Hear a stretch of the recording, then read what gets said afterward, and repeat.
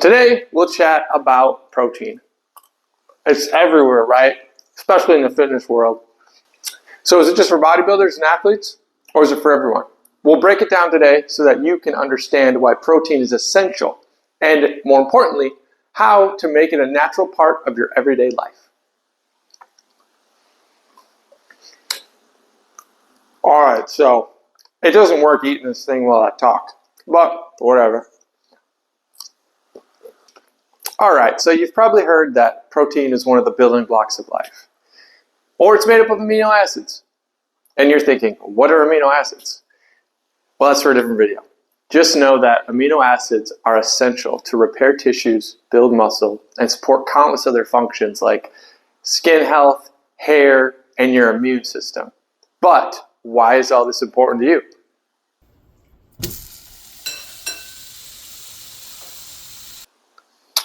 Okay, I know what you're thinking. Who cooks steak in a pan on a stovetop?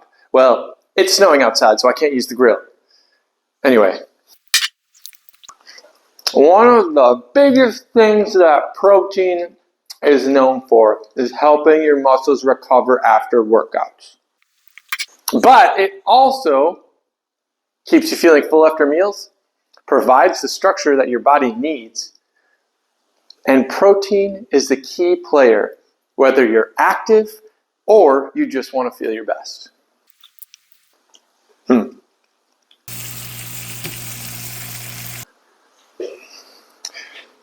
So, the suggested intake for protein is around 0.8 grams of protein per kilogram of body weight for your average person.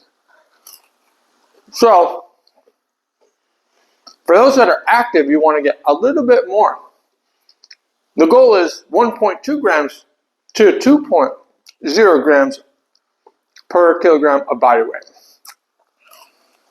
All right, enough of the shenanigans. Even though it's delicious, it ain't gonna work. So in American numbers, if you weigh 150 pounds, that's somewhere between 55 and 136 grams of protein per day. Now that's a very wide range, right?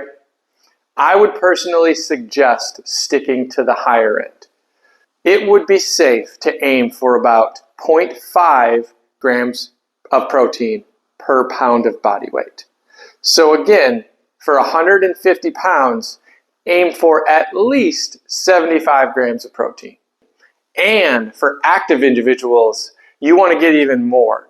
I would honestly try to hit about 1 gram of protein per pound of body weight. Although overconsumption of protein can have some negative side effects, protein is something that's a little difficult to overconsume.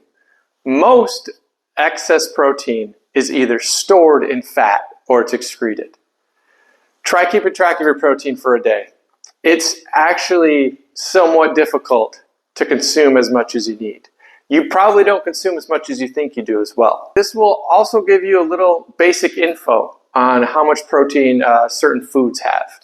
So for example, a pack of 8 to 10 chicken wings typically has about 80 grams of protein.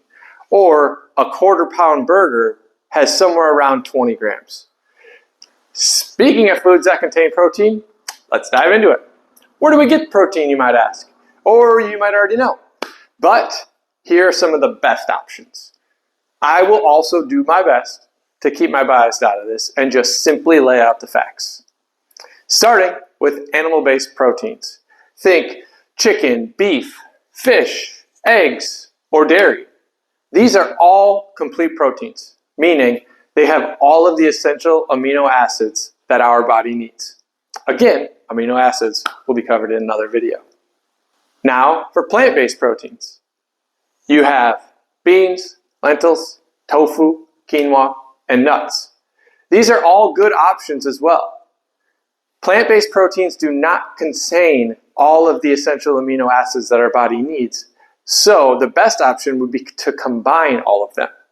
But soy protein actually does have all 9 essential amino acids. Now, I know there are camps that like to argue about which of the two could be better or worse, blah, blah, blah. That could be a 5-hour lecture, and I don't want to get into it. These are all proven sources of protein, and I have my thoughts about all of them, but we're not going to get into that part. What I will say is that the source of the protein is very important, whether animal-based or plant-based protein. But if that's getting too complex, just start with sticking to getting enough protein in on a daily basis. All right, so now we can clear up a couple of myths surrounding protein. Some things you may have heard that could be entirely false. One of the biggest ones is protein is only for athletes. That's not true whatsoever. Everyone needs protein to support their body's daily functions. Another myth could be that you need a massive amount of protein to build muscle. Actually, your body only uses so much at a time, and the rest of it is excreted, like previously stated, or stored as fat. Another one is, and this is a big one, plant-based proteins are not as good as animal-based proteins. That's not entirely true. Plant-based may not contain all essential amino acids that are required, but by combining them, they can be just as effective at meeting your body's daily needs. Different foods react differently with everyone. So don't limit your body's intake because you've heard elsewhere that one was better than the other. If it works with your body, get the protein in. Adding protein to your day doesn't have to be complicated. A few simple suggestions can be starting out your morning with a few eggs or Greek yogurt. Trying to include protein source in every meal, like chicken, beef, beans, can be extremely beneficial.